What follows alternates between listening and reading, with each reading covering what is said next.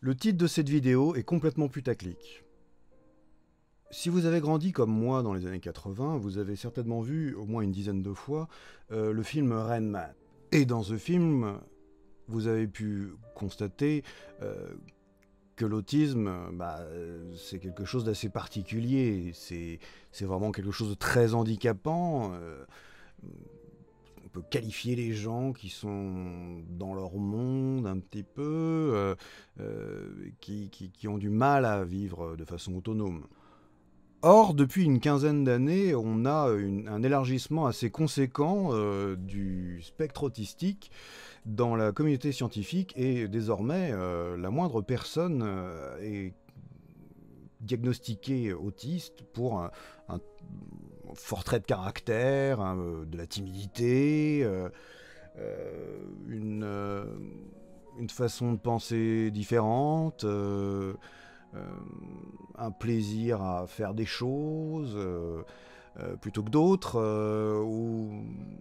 Mais alors à ce moment-là, on a un peu une vision qui... Désormais, je ne sais plus ce qu'est un autiste. Je dois dire, je suis complètement perdu. Ça fait 15 ans que depuis que cette tendance s'est dégagée, je lis tout ce qui est écrit dessus, tout ce qui est dit, des témoignages de personnes qui ont Asperger. Et je suis encore plus perdu qu'avant. Maintenant, je ne sais absolument plus ce que ça veut dire. Si c'est par exemple de ne pas regarder dans les yeux, il y a... qu'est-ce qu'il en est d'une personne qui serait timide, de quelqu'un qui en a rien à foutre de vous, ou tout simplement de cultures différentes, comme certains pays africains, où la culture consiste à ne pas regarder les gens dans les yeux en signe de respect. Où se situe le Parisien dans le spectre autistique, c'est vraiment des questions que je me pose. Et donc fatalement, dans ma recherche de ce qu'est l'autisme, j'ai procédé à des tests, et ces tests sont assez parlants, hein. Je suis absolument pas autiste. Par contre, oui, je suis dépressif, très, très gravement, mais en même temps, ça se voit sur ma face un petit peu quand même.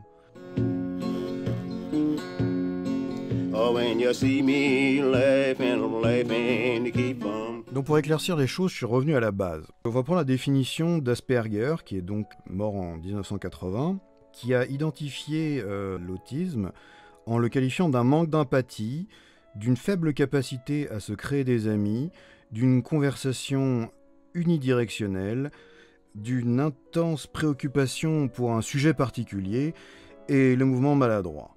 Et nous avons également la définition de Léo Kanner, deuxième découvreur de l'autisme, qui est mort en 81, lui, qui définit autisme. Selon lui, les deux caractéristiques principales de l'autisme sont un isolement extrême et un désir de préserver l'immuabilité. Je suis pas plus avancé, je suis désolé. Mais en tout cas, je comprends pas l'autisme.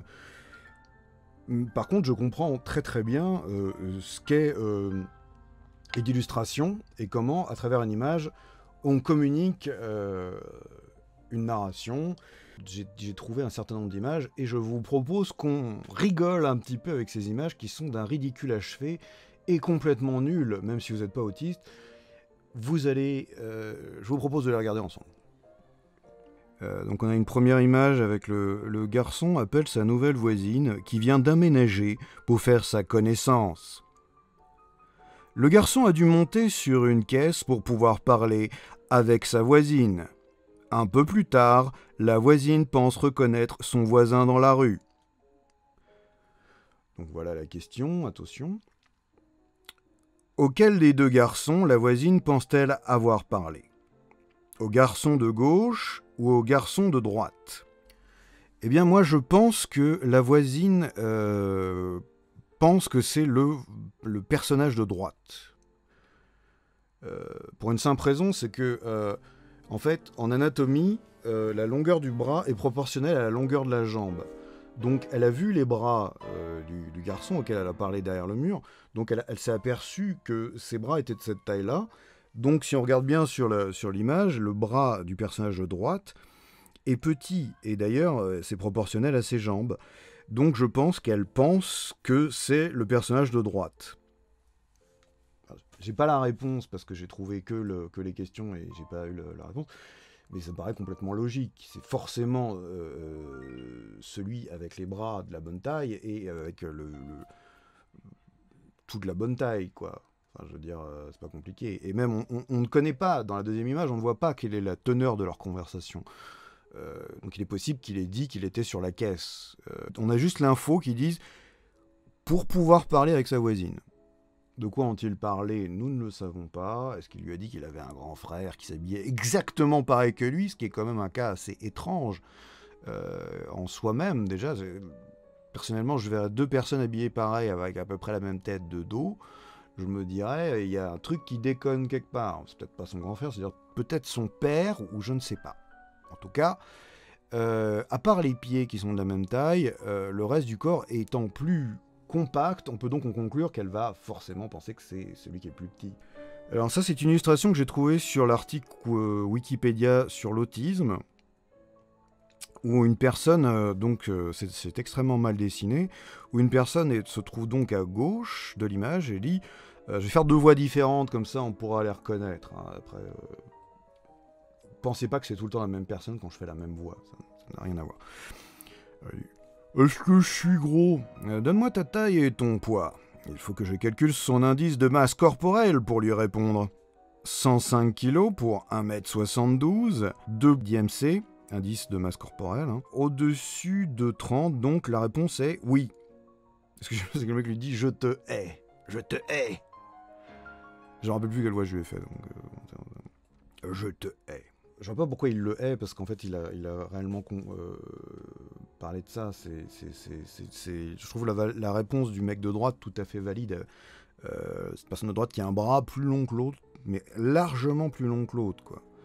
Je peux revenir au point précédent où on pouvait conclure la taille des jambes par rapport à la taille du bras. Effectivement, l'indice de masse corporelle est ce qui permet de savoir si on est gros par rapport à l'ensemble.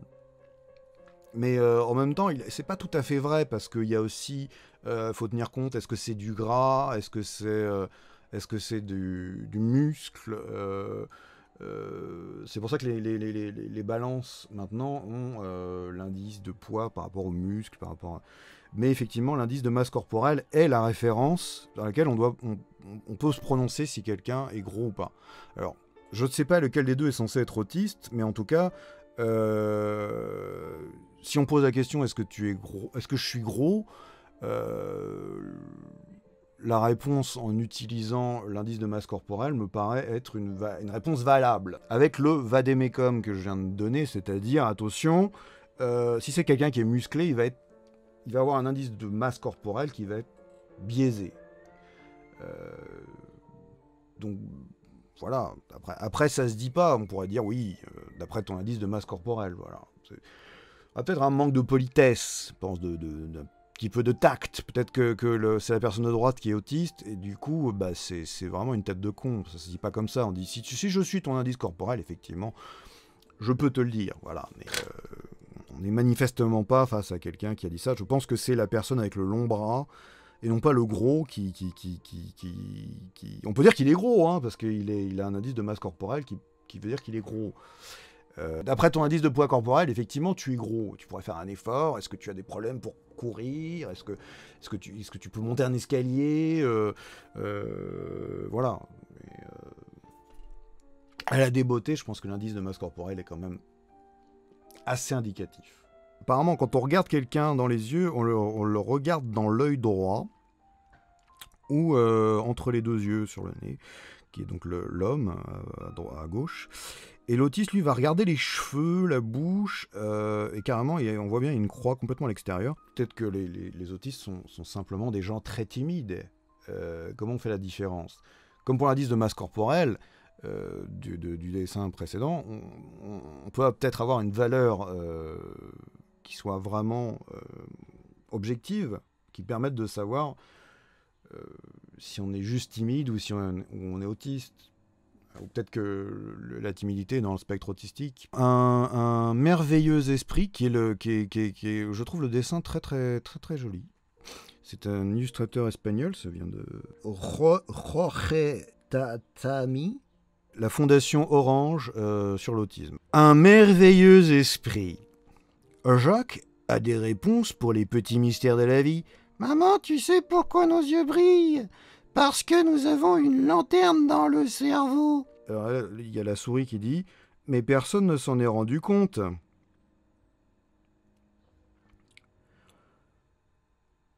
Alors, comme je l'ai dit, c'est traduit de l'espagnol. Première chose, pourquoi l'enfant dit... Pourquoi on a les yeux qui brillent? Les chats, pourquoi les chats ont des yeux qui brillent? Dans le noir, par exemple. On a une lampe dans la tête et il y a une souris qui tourne dans un... Alors, il se trouve que j'ai vécu en Espagne pendant 6 mois quand je faisais mes études et je ne me rappelle pas d'une expression avec une souris qui tourne dans la tête. Peut-être c'est une expression que je n'ai pas rencontrée, mais... En fait, l'enfant est censé être autiste.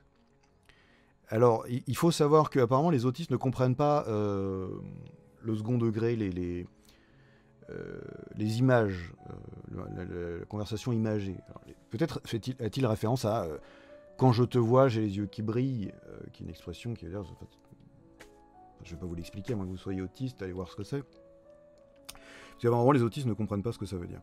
Donc je pense que ça a un rapport avec cette expression, avoir les yeux qui brillent quand on rêve, je ne sais pas quoi. Et du coup, ça rend encore l'histoire de la souris avec le mécanisme et la lampe encore plus complexe. Parce qu'on a une lanterne dans le cerveau. À part que là, pour figurer le fait qu'on a une lampe dans le cerveau, l'auteur utilise quelque chose de ce dessin, utilise quelque chose qui est complètement artificiel, c'est-à-dire des roues et un mécanisme. Et donc, bon, lampe torche, lanterne, on peut comprendre. Mais en tout cas, ce qui est clair, c'est que...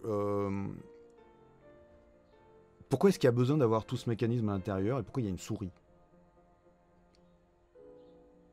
Je suis un peu...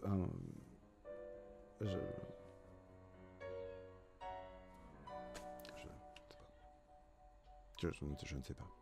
Éclairer ma lanterne. Donc là, vous voyez le livre de psychologie où j'ai trouvé les illustrations de la théorie de l'esprit, la psychologie de l'enfant de 2 à 7 ans. Donc vous voyez, les dessins sont assez catastrophiquement laids. Et donc ça explique cette théorie de l'esprit où un lapin pense à une carotte, une statue pense à une statue, je ne sais pas, que les objets avaient une capacité de penser. Mais apparemment le dessin le pense. Et ensuite, le personnage roux pense que la fille blonde à sa droite, à sa gauche d'ailleurs, pense à lui.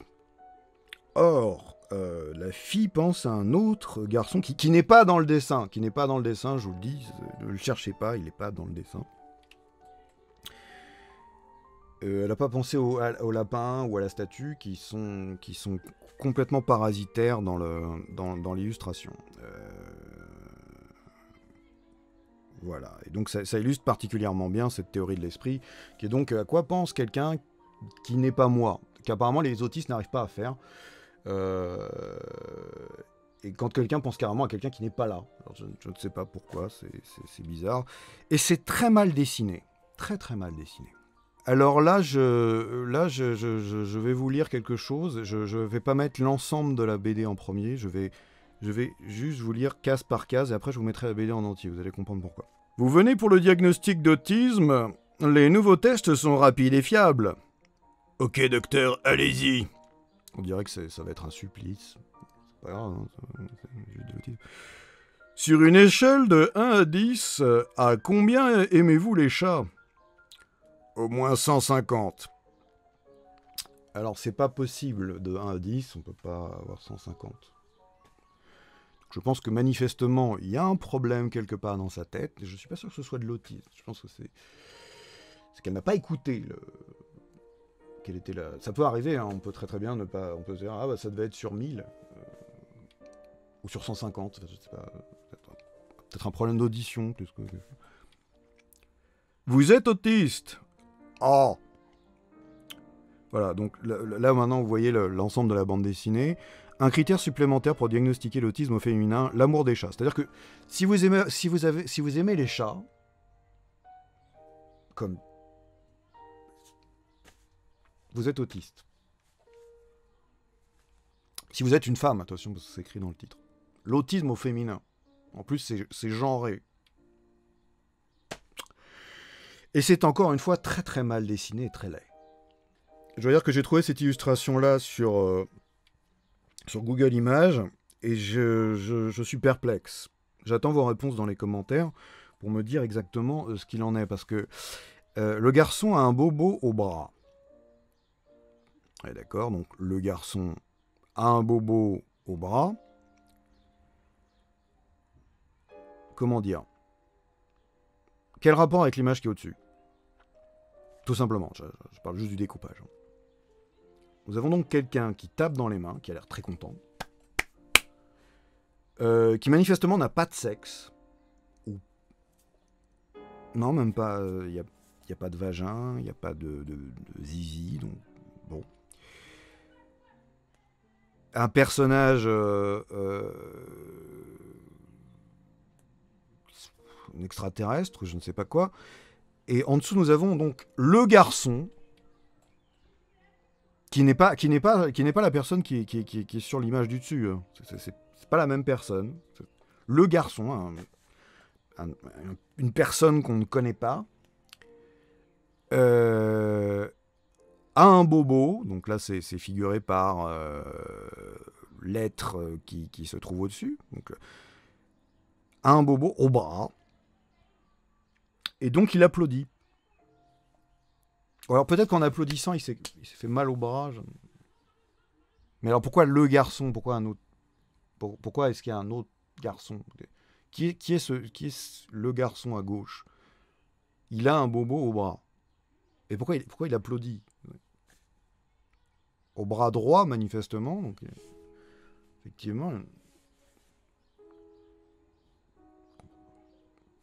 Donc là, nous avons quelque chose d'extrêmement mal dessiné, mais je crois que ça vient d'une pédopsychiatre. Donc, pas tous dessinateurs, mais en même temps, on est tous capables de composer quelque chose. Et dans le cadre où on s'intéresse aux problèmes cognitifs d'un individu, comme l'autisme, il est quand même important de bien composer son image. Donc, nous allons voir ça.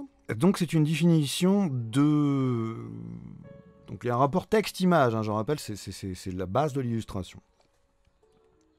Donc un autiste a des difficultés à comprendre ce que ressentent les autres, les codes sociaux. Donc je suppose que l'autiste est la personne qui est à gauche, et donc là, il y a une personne qui est triste, elle a le cœur cassé, je ne sais pas ce qui se passe, j'espère que qu'elle n'est pas... Elle est en train de dire quelque chose, en plus. Ce n'est pas une bulle de pensée, c'est une bulle d'expression. Donc peut-être une crise cardiaque, ou alors un problème amoureux. Et il y a quelqu'un derrière lui qui est très content. Ce que ressentent les autres. Alors, là, je pense que la personne de gauche ne peut pas être l'autiste puisqu'il se demande ce qui se passe. Il y a un point d'interrogation et il est neutre, c'est neutre. Ou perplexe, en tout cas. Alors que la personne à droite est très très contente. Donc je pense que c'est la personne à droite qui est autiste. Si cette pédopsychiatre tombe sur cette vidéo, peut me dire si c'est ce qu'elle a voulu dessiner. Parce que il est assez évident sur le dessin que la personne de gauche est quelqu'un de réservé. Elle réserve son attitude par rapport à cette personne qui a un chagrin d'amour. Je pense que c'est le chagrin d'amour. Hein. Je pense pas que ce soit une crise cardiaque. Il réserve Est-ce qu'il faut que je lui remonte le moral en étant heureux, par exemple, en lui disant bah, ça va aller, très bien. Là, il est en train de penser à ça. Par contre, la personne de droite, la personne qui est donc à la gauche de la personne qui pleure, c'est vraiment un gros con, quoi. C'est vraiment... Ah, t'as un chagrin d'amour ou ton père a une crise cardiaque, je ne sais pas ce que signale cette conversation, puisqu'on n'a pas la conversation, il n'y a pas de conversation. Et donc lui, définitivement, lui vraiment, il est complètement à côté de la plaque, quoi. En fait, un autiste, c'est un enfant, quoi. Tout simplement, tous les enfants sont autistes, alors du coup, si on va par là. Donc là, j'ai trouvé ces affiches sur Réseau Bulle, qui est un réseau sur la sensibilisation à l'autisme. Je devrais peut-être aller voir pour essayer de comprendre mieux ce qu'est l'autisme, parce que apparemment ils s'y connaissent. Et qui est, effectivement, on se rend compte que les autistes sont absolument insensibles, puisque cette affiche... on a Sacha des Pokémon qui dit « Attrapez tous ceux qui ne seront pas en bleu le 2 avril ». Ce qui est donc une menace, ce qui est très, très clairement une menace. Je vais vous attraper, je vais vous péter la gueule si vous n'êtes pas habillé en bleu. Voilà, très étrange comportement. Attention, parce que faut vous rappeler ce que je viens de vous montrer, c'est-à-dire que les autistes ne comprennent pas le deuxième degré. Donc, si vous mettez une affiche sur laquelle un autiste lit « Attrapez tous ceux qui ne sont pas en bleu », ils vont littéralement attraper tous ceux qui ne sont pas habillés en bleu. Donc je ne pense pas que ce soit une très très bonne idée. D'ailleurs, on a après une autre affiche qui dit « Tu ne veux pas me mettre en colère, alors porte du bleu le 2 avril de la part de Hulk ». Ce qui est encore plus dangereux, parce que là, c'est clair que si un autiste fait le rapprochement entre les deux affiches, le message est très clair. Tu ne portes pas de bleu sur toi, je te savate la gueule. Je pense que si les autistes comprennent vraiment au premier degré ce qu'on leur raconte, là, on joue avec le feu. Donc là, on a une illustration qui est sur Wikio, qui est connue pour avoir des illustrations très très mauvaises, qui sont certainement sous-traitées dans un pays qui n'a pas les mêmes codes sociaux que nous. J'ai prévu bientôt de faire une vidéo sur spécialement WikiHow, qui est vraiment une mine de trucs incompréhensibles. Et si vous prenez l'image sans avoir le texte, c'est extrêmement dur de faire. Comment apprendre à vos enfants à ne pas taper les autres, qui illustrait un article dans WikiHow sur l'autisme spécialement, avec le petit garçon qui agresse l'autre enfant en lui griffant le visage apparemment. Ça les enfants ont des petites griffes très très très très coupantes, c'est assez abominable. Et il y a un jouet bleu de dos. Et dans la barre de fraction, en dessous de la barre de fraction, on a une petite fille, j'imagine, boucle d'oreille, très très genrée dès le plus jeune âge, qui mange une motte de beurre. C'est donc, si vous avez un enfant autiste qui tape les autres, qui les griffe au visage lorsqu'il possède une sorte de peluche bleue, donnez du beurre à votre petite fille. Qui n'est pas dans l'image qui est au-dessus. Elle regarde certainement, c'est l'effet Kuleshov, quoi. Elle regarde en mangeant du beurre un petit garçon qui griffe un autre enfant qui possède une peluche bleue, et ça lui apprend à ne pas attaquer un autre enfant. Essayez-le chez vous. Je vous propose de donner du beurre à votre petite fille lorsqu'elle regarde un enfant qui en agresse un autre, pour lui apprendre à ne pas le faire.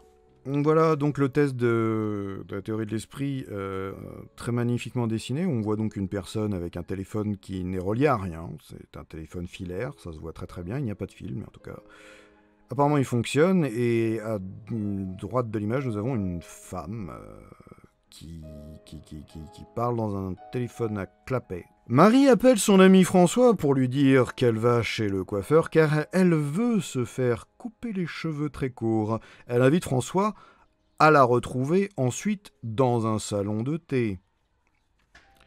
Marie décide sur les conseils du coiffeur qui est très pédé, hein, on le voit sur l'image, c'est vraiment le coiffeur gay. Ça, on est vraiment dans la nuance, là c'est clair qu'avec ça, on va guérir de l'autisme. Marie décide sur les conseils de coiffeur de ne pas couper ses cheveux, mais de les boucler. François arrive au salon de thé. Alors c'est intéressant parce qu'il est hors champ. François arrive au salon de thé, mais il n'est pas dans l'image. Donc, en tout cas, on imagine que c'est ce qu'il voit. Voici ce qu'il voit. Il aurait dû y avoir écrit ça. T5. Vers laquelle des deux femmes François va-t-il se diriger? Celle de gauche ou celle de droite? Il va aller vers celle de droite. Elle lui a dit qu'elle allait se couper les cheveux. Mais en même temps, si c'est vraiment la vision qu'il a, il peut très très bien se mettre entre les deux, s'il n'est pas sûr. Il y a un espace, là je pense se figure des croissants, il se met entre les deux, et c'est réglé. Maxime range son chocolat dans le placard vert avant d'aller jouer dehors. Quand Maxime est sorti, sa mère déplace le chocolat et le range dans le placard bleu. Je déteste quand les gens font ça. Quand Maxime est sorti, sa mère déplace le chocolat et le range dans le placard bleu. On ne sait absolument pas pourquoi elle fait ça. C'est le chocolat de Maxime, on est tous d'accord. Donc, étant sa propriété privée, je trouve que c'est une violation de sa propriété privée. S'il décide de le mettre dans le placard vert, on ne va pas le foutre dans le placard bleu. C'est insupportable quand les gens font ça. C'est le chocolat de Maxime, on l'a bien établi, c'est son chocolat. Sa mère arrive derrière, je vais le mettre dans le placard bleu. Et vachement haut en plus, il ne peut même pas l'atteindre là où il est. Incroyable quand même. Ce sans-gêne quand les gens... Et on voit que c'est la femme qui était assise à droite dans le bar, dans le test précédent. Est-ce que tout se passe dans le même univers? Est-ce que... Enfin bon. Maxime rentre à la maison pour goûter. Et là, donc, il y a deux possibilités. Condition expérimentale. Maxime va-t-il chercher son chocolat dans le placard bleu ou dans le placard vert? Dans le placard vert, évidemment, puisque c'est son chocolat, et qu'il l'a mis dans le placard vert. Putain, mais c'est évident. Condition de contrôle. Okay. Où se trouve le chocolat de Maxime? Dans le placard bleu ou dans le placard vert? Mais il se trouve dans le placard bleu parce que la conne, elle l'a déplacé, elle l'a foutu dans le placard bleu. Et en plus au-dessus, il peut même pas l'atteindre. Regardez la longueur de ses bras, il est au max dans le placard vert. Il aurait pu même le mettre à l'étage du dessous. Mais il a décidé de le mettre au milieu du placard vert parce que c'est l'endroit où il range son chocolat, sa propre propriété privée. Et sa mère arrivera derrière, elle le fout à un endroit où il peut pas l'atteindre. Et il sait même pas qu'il est là. Putain, mais c'est pas vrai, quoi. Pourquoi? Qui fait ça? Faut vraiment être une tête de con. Exemple de fausse croyance du second ordre. Maman prévient son fils qu'elle part pour le travail et qu'il ne doit pas prendre de bonbons pendant son absence. Wink wink. Bien sûr. Pas louche du tout la meuf déjà. Hein. Bon. Après être sortie, la maman voit son fils par la fenêtre. Ok. Lorsque la maman revient, le fils a caché les bonbons dans sa poche. Alors à ce niveau-là, je veux dire, rien ne nous permet de savoir combien de temps elle est partie. C'est pas indiqué dans le sous-titre. Il n'y a pas une montre ou quelque chose qui permettrait de comprendre narrativement combien de temps elle est sortie. Est-ce qu'elle est juste sortie, elle a regardé son fils et après elle est rentrée? Elle voit son fils par la fenêtre. C'est-à-dire qu'elle va au travail, disons à 8h du matin. Elle part pour le travail. Son fils ne va pas à l'école, je ne sais pas pourquoi. Peut-être que c'est un jour où il n'a pas école, un mercredi, certainement. Et elle regarde par la fenêtre, et donc ce qu'on est censé comprendre dans l'image, pour une fois c'est pas écrit en dessous, ils font confiance à l'image, la mère voit donc qu'il vole des bonbons. Immédiatement après qu'elle soit sortie. Évidemment, parce que c'est certainement sur le chemin pour aller au travail, ou pour se rendre à sa voiture, ou prendre le métro, quelque chose comme ça. En passant par la fenêtre, ou alors sinon elle le fait exprès. Elle dit, je ne te touche pas à ça. Et après, elle sort, je vais au travail. Et Donc à ce niveau-là, c'est pour ça que je dis, on ne sait pas combien de temps elle est sortie, parce qu'il est possible que ce soit uniquement un test pour savoir si son fils va voler les bonbons quand elle a le dos tourné. Entre 8h du matin et 7 et 8, 15h ou 16h quand elle rentre, le fils, qu'est-ce qu'il a fait avec les bonbons pendant 7 heures de la journée? C'est-à-dire qu'il est venu immédiatement, vous en conviendrez, il est venu immédiatement après qu'elle soit sortie le matin pour aller travailler. Même si elle fait un mi-temps, même si elle ne travaille qu'une heure, on ne travaille pas en dessous d'une heure, c'est impossible. Elle travaille forcément au moins une heure. Donc, le fils a pris les bonbons, il les a mis dans sa poche. Mais il les a pas mis dans sa poche. L'histoire est très claire. Elle dit, lorsque maman revient, le fils a caché les bonbons dans sa poche. Ce qui signifie narrativement qu'au moment où sa mère arrive, il cache les bonbons. C'est pas qu'il les a mis dans sa poche le matin. À moins qu'il l'ait fait. C'est-à-dire qu'il est allé chercher les bonbons, il les a mis dans sa poche. Pourquoi? Pourquoi il les mange pas tout de suite? Pourquoi? Je sais pas. En tout cas, avec ces problèmes de narration, on nous pose deux questions. Et voilà. Condition expérimentale. Si on demande au fils si sa mère sait qu'il a pris des bonbons, que va-t-il répondre? Oui ou non? Est-ce que ta mère sait que tu as pris les bonbons? Voilà.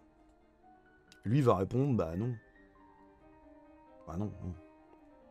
Même si elle a eu un comportement très très louche, je pense que s'il y allait, c'est qu'il savait que ça n'est pas... Mais peu importe à ce niveau-là, la narration est tellement détruite que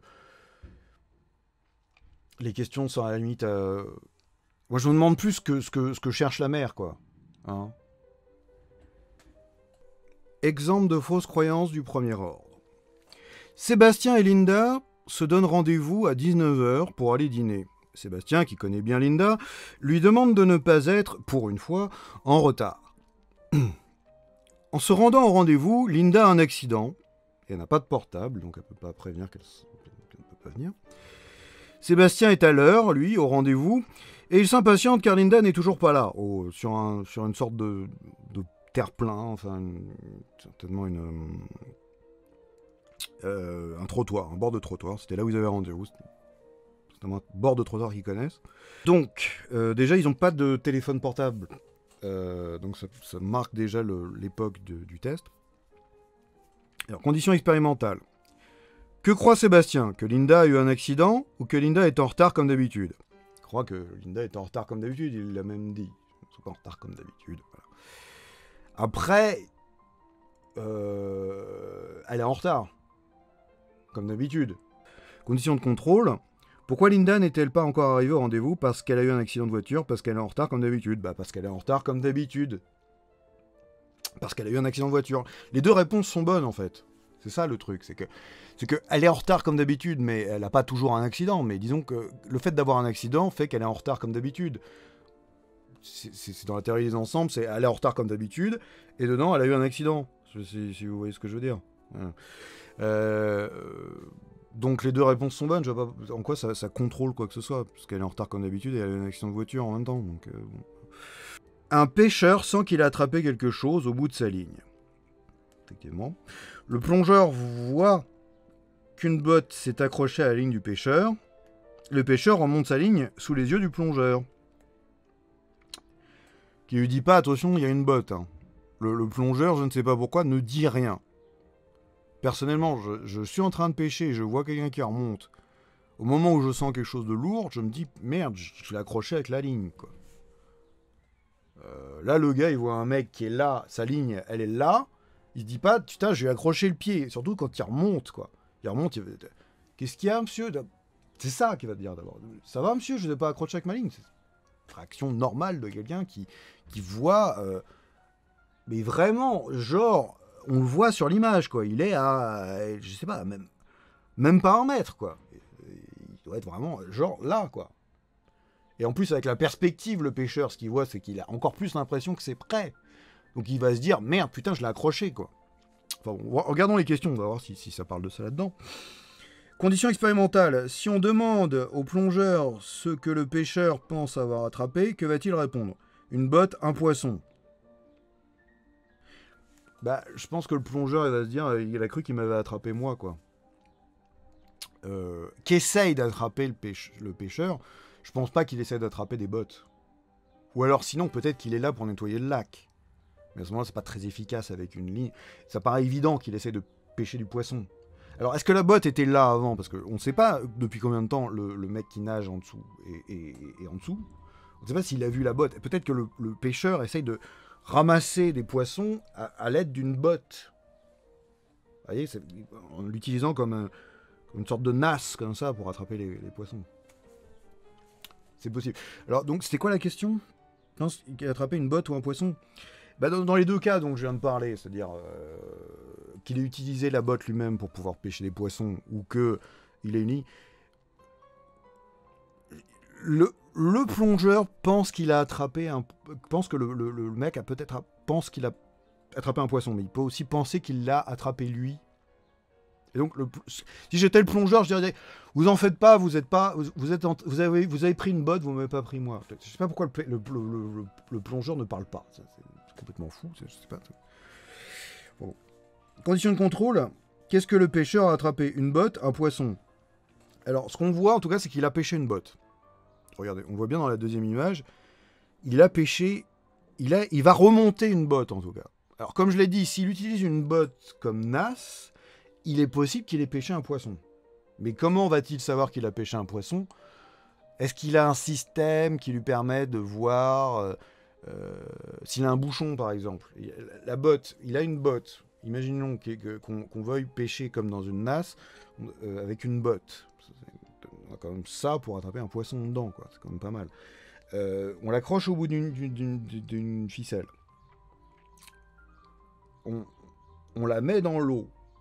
La botte plonge au fond de l'eau. Hein. Surtout qu'on voit, c'est une botte en cuir. Il y a un trou au bout. En plus, ça permet donc effectivement de bien prendre l'eau et de bien aller au fond de l'eau. Si après on a un bouchon qui est pesé exprès pour que la botte, on a fait la tare avec la botte, si des poissons viennent dedans, la botte va... Enfin, si on ramasse comme ça et qu'après, forcément, la botte va peser légèrement plus lourd. Donc, si on a un bouchon, on va voir que le bouchon s'est un peu plus enfoncé. C'est comme la pêche à la mouche, quoi. Mais avec une botte. Et à ce moment-là, le pêcheur pensera qu'il a pêché un poisson. Mais à mon avis, s'il ne pêche pas à la botte, ce qui est implicite dans le questionnaire, hein, pas dire, mais on voit très très bien l'intention de l'auteur, la première réaction qu'il devrait avoir, c'est pas de se dire j'ai pêché une botte ou j'ai pêché un poisson, mais c'est j'ai accroché le mec qui vient de monter la tête. Je sais pas pourquoi il ne se parle pas, c'est pourtant pas compliqué. Peut-être que le plongeur est autiste. Je rappelle le thème de la vidéo. Alors là, on a une illustration, j'ai voulu la mettre parce que je ne sais pas quelle est la question, mais ces enfants qui n'ont pas de visage. Mais en tout cas, est-ce que si on voit une bite en haut à gauche, est-ce qu'on est autiste? C'était juste pour cette question-là. On va passer assez vite dessus. Voilà donc, amis autistes, je vous conseille de ne pas prendre ça mal. Hein. C'était juste pour me moquer des images. Si vous aimez bien les gens qui se moquent des narrations mal foutues comme ce qu'on vient de voir, parce que c'était vraiment très très mal fait. Il y en a d'autres qui étaient mieux faits, où je comprenais à peu près où vous voulez en venir, mais là, il y a vraiment un problème. Hein. On vous conseille d'aller voir donc, la série que je fais avec les locataires qui s'appelle Case Départ, où on analyse de très mauvaises bandes dessinées. Et comme je ne savais pas exactement comment terminer la vidéo, je vais tout simplement faire un gag que ça fait longtemps que je voulais faire, qui est tout simplement celui-ci, qui consiste à faire...